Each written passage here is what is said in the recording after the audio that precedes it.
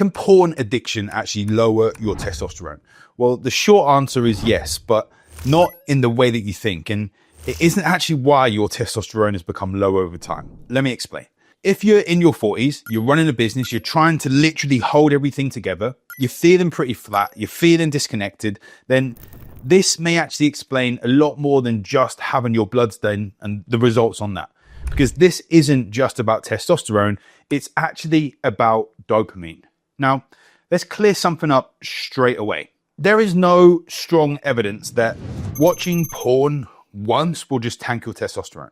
There was a small study from Zhejiang University showing that a temporary rise in testosterone after a short abstinence actually happened. And people love quoting that one pretty much always, and they never give the context behind it because that spike is short-lived and it normalizes pretty quickly, and it's not a magic hormonal reset. So this is not about 7 days of discipline turning you into a superhero and how No Nut November gets your testosterone to steroid abuse levels. This is about long-term nervous system patterns. You see, porn is what we call a supernormal stimulus. It's high novelty.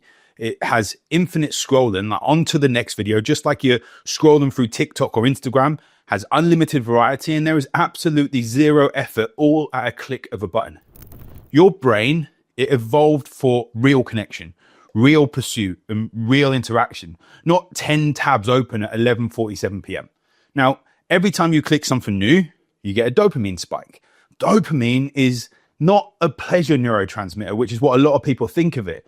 Dopamine is actually about anticipation. It is about pursuit. It is motivation. Hence, when you get that shiny object, it never really feels as good as it should. There is the chase, not the destination. And here is where it gets interesting. When dopamine is constantly overstimulated, the brain actually starts to adapt.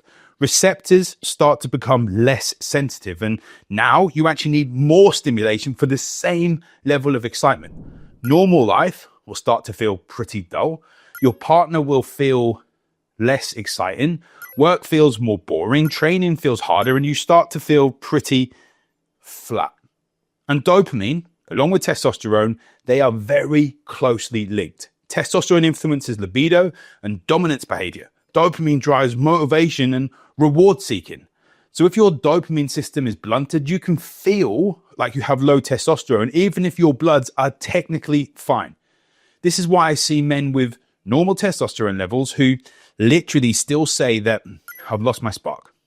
I'm not driven like I used to be, or my libido is weird. Now, if we start to layer in sleep, we get a bigger picture because this is where it gets pretty interesting and we start to see what is actually going on. Most heavy porn use will happen later at night. It's rarely 6 p.m. after dinner. Hey, love, I'm just going upstairs. No, it's 11 p.m. or midnight or early hours of the morning. You start to get blue light exposure. You start to get sympathetic nervous system firing up. You get a surge of adrenaline and a surge of cortisol, and then you try to sleep. At the University of Chicago, researchers showed that restricting sleep to 5 hours per night for 1 week dropped daytime testosterone by about 10 to 15% in actual healthy young men, which is massive. It's essentially like the equivalent of aging 10 to 15 years hormonally in just 1 week from poor sleep. So maybe it's not that porn directly lowers testosterone. Maybe it's that it can disrupt your sleep. Maybe it keeps the nervous system in a truly wired state. Maybe it increases stress. And we all know chronic stress absolutely suppresses optimal testosterone production. Now, let's talk about something that is quite uncomfortable. Shame. Absolute shame. Because a lot of men feel ashamed of their porn habits, especially men of faith, especially dads, especially men who value integrity. Shame is the thing that keeps that stress response switched on. Shame is the thing you start to hide it, you feel bad, you promise to stop, you don't, you start to feel worse. The cycle, it's not neutral for your nervous system. And chronic sympathetic activation lowers parasympathetic recovery. So basically, there's more fight or flight than rest and digest. And without recovery, your hormones, especially testosterone, will start to suffer. So let me tell you what I actually see clinically. Men in their 40s, they're super successful, they're driven, high responsibility. Now, they say that my libido is down. I'm on TRT and I still feel flat. I train hard, but I don't recover. I feel slightly numb. When we look deeper, daily porn use is often part of the picture. And when we remove it for 30 to 60 days, something shifts. Sleep improves. Morning erections start to return. Anxiety starts to reduce. Confidence starts to actually improve, and connection with your partner, with your loved one, gets stronger. Sometimes when we look on bloods, testosterone increases. Sometimes, yeah, it does stay the same. But the man inside changes. And this is key. You can chase higher testosterone all you want. But if your dopamine system is totally fried and your nervous system is constantly overstimulated, you'll never feel optimal. You'll just be a high testosterone man who still feels absolutely crap. Now, I'm not saying that all porn use destroys your hormones. I'm literally not moralizing. I am absolutely not moralizing. I am just talking about patterns. Daily use, that escalating novelty, the loss of control, actually needing it in order to relax and starting to choose it over connection. That's when it becomes a problem. So what would I do? If you suspect that this is affecting you, run a proper experiment. You can do your bloods, like 30 days later, test them again. 30 days though, have a full reset. No porn. Phone out of the bedroom as well, so there's not even a temptation to look at it in the middle of the night. Screens off 1 hour before bed. Strength train 3 times a week. Push yourself in the gym. Get some cardiovascular working, but not high dopamine release stuff. Track your morning erections and track your sleep quality.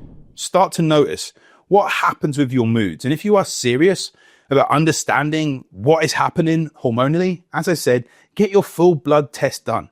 Not just testosterone, but start to look at SHBG, look at prolactin, look at your cortisol rhythm with a Dutch test, look at metabolic markers, look at inflammation levels, because this is never just one variable. If you are in your 40s and you feel like you are slowly using your edge, don't blame aging. Start to look at your habits. Start to look at your sleep. Start to look at how your nervous system is being treated. Have a look at your dopamine levels. Why are you being addicted to so many different things? And start to ask yourself an honest question. Are you numbing or are you living? Your body is absolutely your business. If your drive goes, your leadership starts to go with it. And if this hits home and you want to actually test, not guess, reach out. We'll fix this properly. Not with shame, not going to judge you or anything like that. And absolutely not with bro science, but with data, with discipline, and with ownership. That is how you start to get your edge back. Finally. Thank you for watching.